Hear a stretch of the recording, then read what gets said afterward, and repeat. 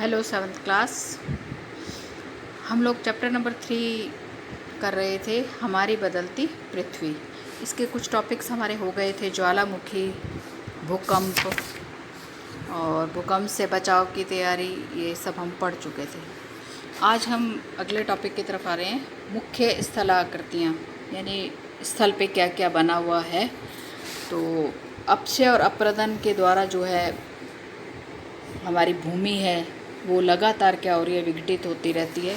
पृथ्वी की सतह पर जो शैल है या पत्थर है, टूटने से अपक्षय की क्रिया होती है। जल, पवन, हिम जैसे विभिन्न घटकों द्वारा क्षय को अप्रदन कहते हैं। यानी कि डेफिनेशन करें तो भूदृश्य पर जल, पवन और हिम, भूदृश्य पर जल के कारण, पवन हवा के कारण और बर्फ जैसे घटकों के कारण जो अप्रदन होता है, क्षयकरण अप्रदन होता है। अब ये एक स्थान से दूसरे स्थान पर जाते हैं और उस स्थान को निक्षेपित करते हैं।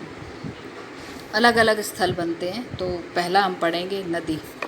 नदी के कार्य, नदी के जल से दृश्य भूमि का अप्रदन होता है। जब नदी किसी खड़े ढाल वाले स्थान से सीधे चलते हुए अधिक कठोर शैल वाले खड़े ढाल वाली घाटी में गिरती है तो जल प्रपात बनाती है। यानी जल प्रपात को हम क्या डेफिनेशन देंगे कि जब कोई नदी होती है वो खड़ा ढाल सीधी रहेगी और नीचे खड़े ढाल वाली, जैसे चित्र में आपको बिल्कुल क्लियर दिख जाएगा कि ऊपर का सतह है वो भी सीधी है, फिर ये नीचे गिर रहा है, नीचे भी सीधा स्थल है, कठोर शैल है ऊपर और जल की शक्ति द्वारा ये कट जाता है पत्थर और नीचे भी पत्थर पे गिरता है। ये आपका बनाती है जल प्रपात। जब नदी जो मैदान में जाएगी तो वो मोड़दार मार्ग पर क्या लगेगी, बहने लगेगी और नदी के इन बड़े मोड़ों को है वो विसर्प कहा जाता है। जब नदी मैदान में जाती है तो मोड़दार मार्ग में बहने लगती है, जैसा कि आप चित्र में देख सकते हैं, एक कर्व की भांति सांप के जैसा दिख रहा है। इसके बाद विसर्प कहते हैं। ठीक है,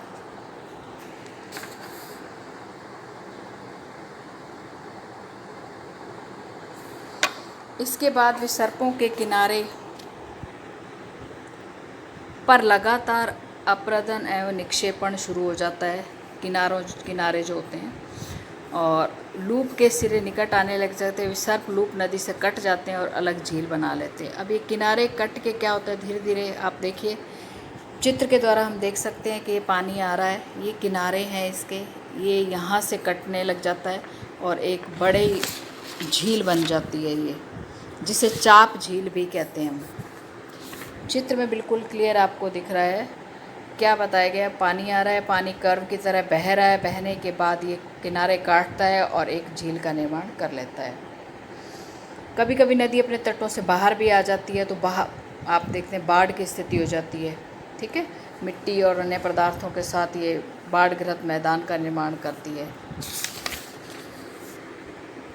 अब इसमें और है कि जब ये बाढ़ग्रस्त मैदान के बाद नदी के जो तट होते हैं उनको क्या कहा जाता है, तटबंध कहते हैं।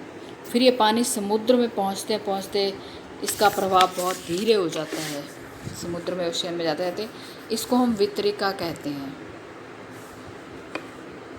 यहाँ नदी इतनी धीमी हो जाती है कि अपने साथ लगाए मलबे का भी क्या कर लेती है, निक्षेपण, और प्रत्येक वितरिका मुहाने का निर्माण करती है और डेल्टा का निर्माण होता है। ठीक है, ये चित्र में आपको दिख रहा है बिल्कुल क्लियर। मुख्य नदी है और ये अलग अलग बह रही है और यहाँ पे क्या बन गया है, ये डेल्टा।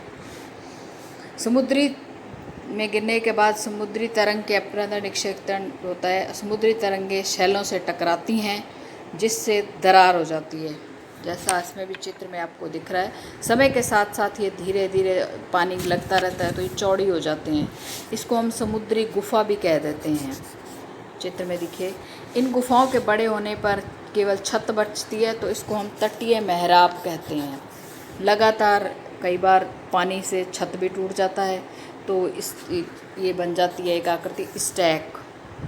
ठीक है, अब हिमनद जो होता है यानी कि बर्फ़ के रूप में, उसके क्या कार्य, हिमनद और हिमानी बर्फ़ की नदियाँ होती हैं।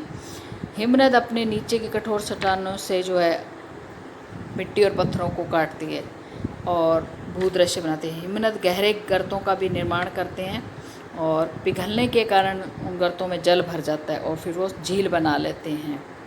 और ये हिमनद जो, इसके अलावा हम फिर बात करें पवन के कार्य।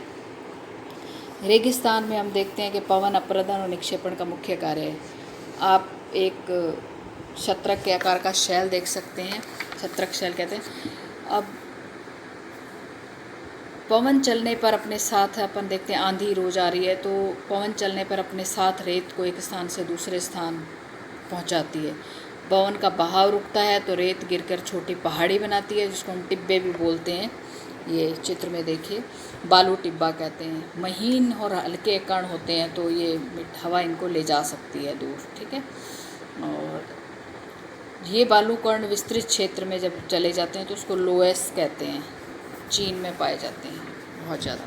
क्वेश्चन आंसर में हम आ रहे हैं, तो प्लेटें क्यों घूमती हैं? बहिर्जनित अंतर्जनिक बल, अपरदन, बाढ़ग्रस्त मैदान क्या है, बालू टिब्बा क्या है और ये चाप झील क्या है। इनके क्वेश्चन आंसर में हम सबसे पहले चाप झील क्या है ये क्वेश्चन में बताएंगे। नदी मैदानी क्षेत्र में प्रवेश करती है, विसर्प बनाती है और ये विसर्प बाद में मिलके क्या बनाते हैं? चाप झील बनाते हैं। समुद्री पुलिन का निर्माण कैसे होता है?